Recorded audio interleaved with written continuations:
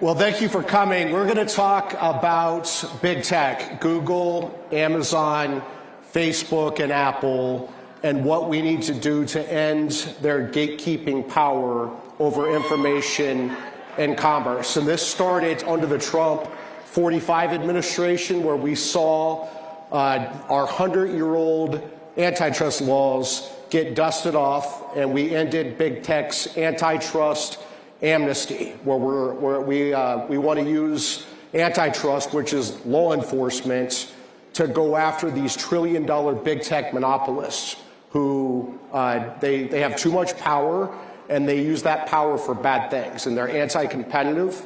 And we saw that the Trump 45 Justice Department started this. I always said that the only thing that the Biden administration did right was they continued President Trump's antitrust enforcement under the Biden antitrust division. And we're seeing with President Trump that he is fully committed to finishing the job with antitrust. You see this with his appointment of Andrew Ferguson to chair the Federal Trade Commission.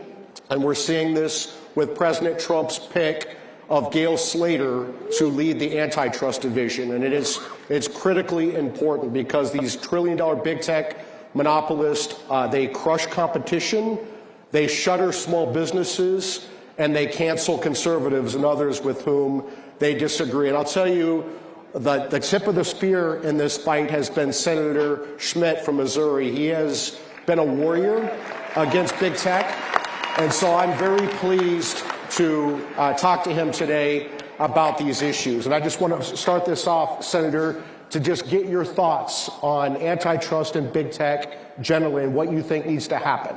Well, I think great to be with you and great to be back at CPAC. What a great crowd. This feels a lot different now that we won in November than it did just a couple years ago, doesn't it? There's a new sheriff in town. So, yeah, I think that for most people, especially people in this room and conservatives, they have seen, Mike, over the last 4 years in particular, what happens when you have these massive concentrations of power. And you see that sort of collide with this fundamental belief that we have as conservatives that when we're born with certain rights.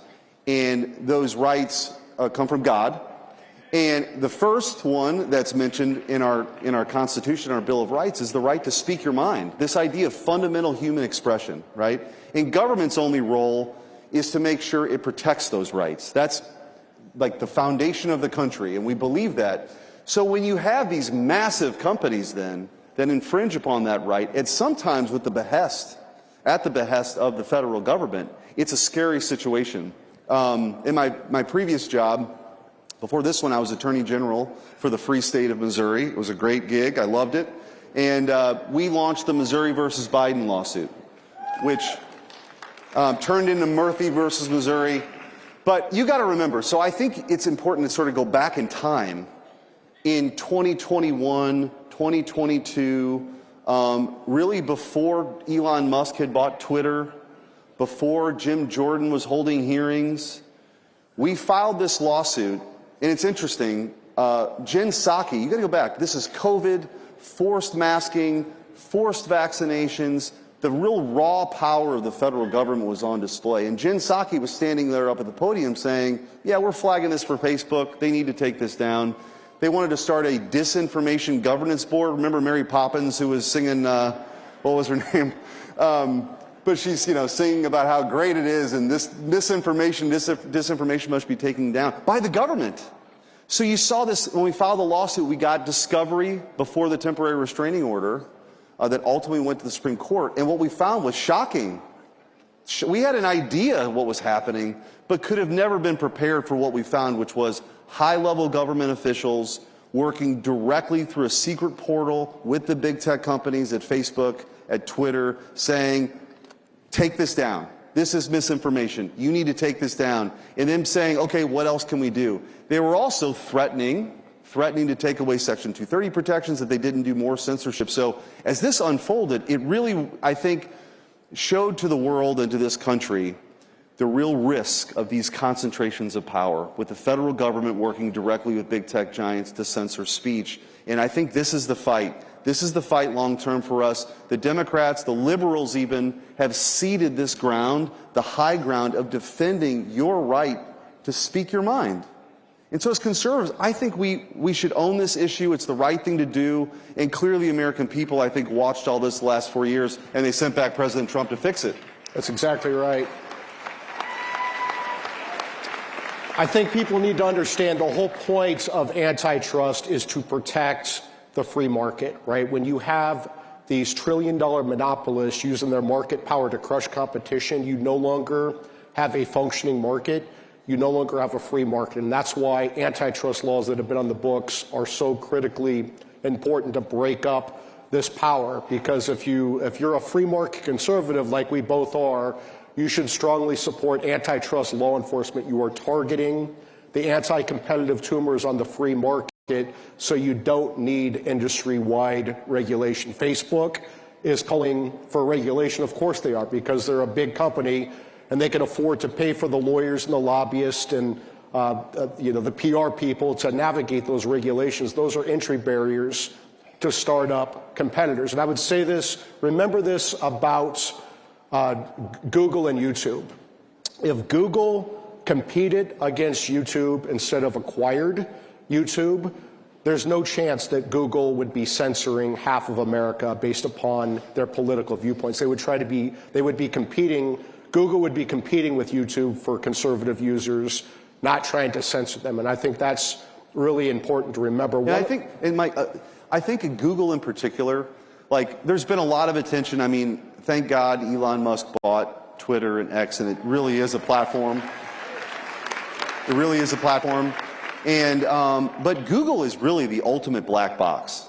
That algorithm, like if you're a business or whatever, or you're a political candidate, there's a huge difference between you being on page 1 of the search and page 12 of the search, right? And nobody gets to see the wizard right now. Nobody gets to see it. So I think some of the litigation as relates to Google is really important to sort of bust that up so you have real competition. That's right. There are two major antitrust lawsuits working their way through the courts right now, and Google's the worst of the worst.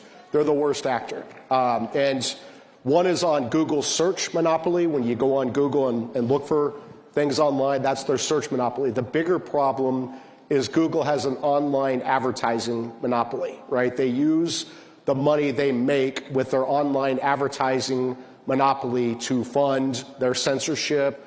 All their woke nonsense that they do is because they have this online advertising monopoly. And you're seeing lawsuits right now, again, started under Trump, to Biden's credit, continued under Biden. We need to finish the job with Trump's antitrust law enforcers like Gail Slater at the Antitrust Division. Another problem you're seeing with these big tech platforms is something like NewsGuard, right, where they rate news services in schools like libraries and classrooms, and of course they give conservative news organizations like Newsmax or Fox News or Breitbart, they give them lower grades, and so kids don't have access to conservative news sites. They get the liberal news sites like CNN and MSNBC, and that needs to end as well, because again, they're trying to control information and commerce in this country, and we just cannot let this happen. So, well, I think the other thing that's happening too,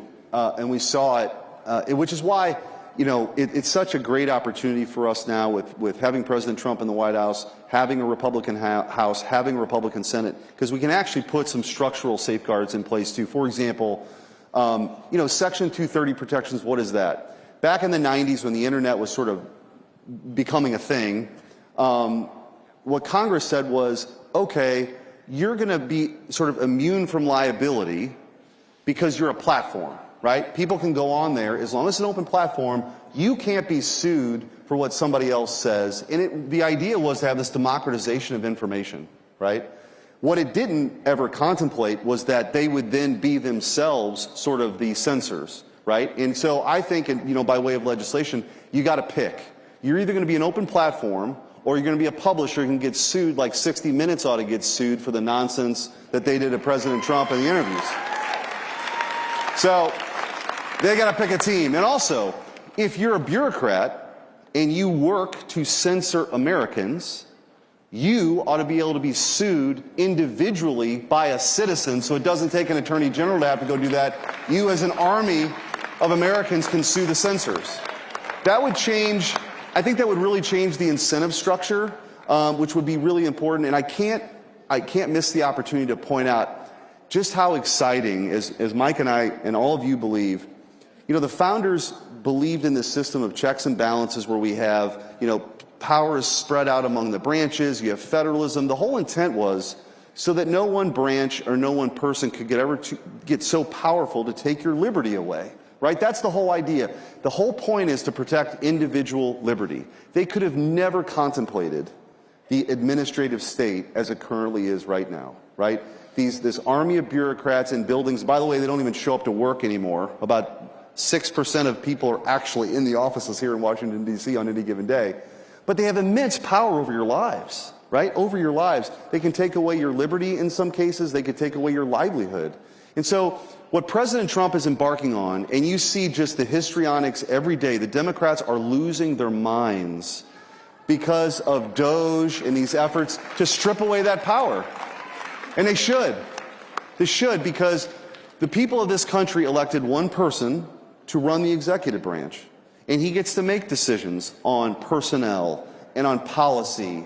And you don't get to send millions of dollars to Guatemala for sex changes and think you're immune from having that money stripped away. That's what this fight is all about right now. So it's an exciting time.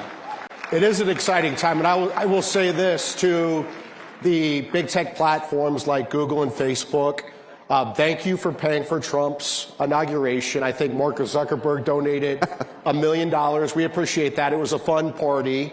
But Mark Zuckerberg spent, what, $400 million chasing President Trump out of office in 2020. So $400 million versus $1 million. I think he has a lot of catching up to do.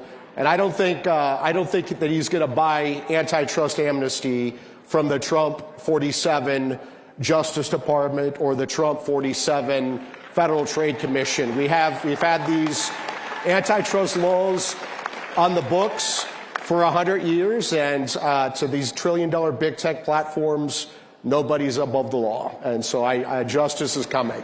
Yeah, and I think one other, with the time we have left, I just mention one other thing to kind of look out for. On the Judiciary Committee, I was telling Mike, I chair the Constitution Subcommittee. So we have jurisdiction over the First Amendment, the Second Amendment. So get ready, we're going to have some fun hearings and bring people in and hold people to account for trying to take away your right to speak your mind.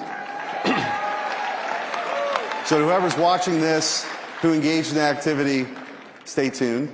But also, what's happening with DOJ right now, and it was so smart to start with these, with USAID, right, where you had all of this money flowing to DEI programming in Burma and LGBTQIA plays in Europe and, LGBTQ Sesame Street in Iraq. I mean, this is like totally insane, but that's where this money was going. But it was funneled effectively through these NGOs, right? The Biden administration was also using these NGOs to bring mass migration into this country, to break up our sovereignty as a country, and they were also using it to help flag things for their vast censorship enterprise. And so I think we're going to do some investigating on who these NGOs are. And if you want to know why the Democrats, if you want to know why they're objecting so much to this, there is a lot of corruption that's going to be exposed. So let's go. I want to end this on this point. Senator Schmitt has been a warrior in the Senate for President Trump's cabinet picks and others, and Kash Patel was just confirmed today as our next FBI director. I remember when Kash was nominated, a lot of very smart people in Washington said his nomination was dead on arrival. Well, now it's Director Kash Patel, and I want to thank Senator Schmitt for all he does for President Trump and his nominees. This guy is a warrior. So thanks for your work too. Thanks for your work too. Thank you. Yep. All right. God bless you guys.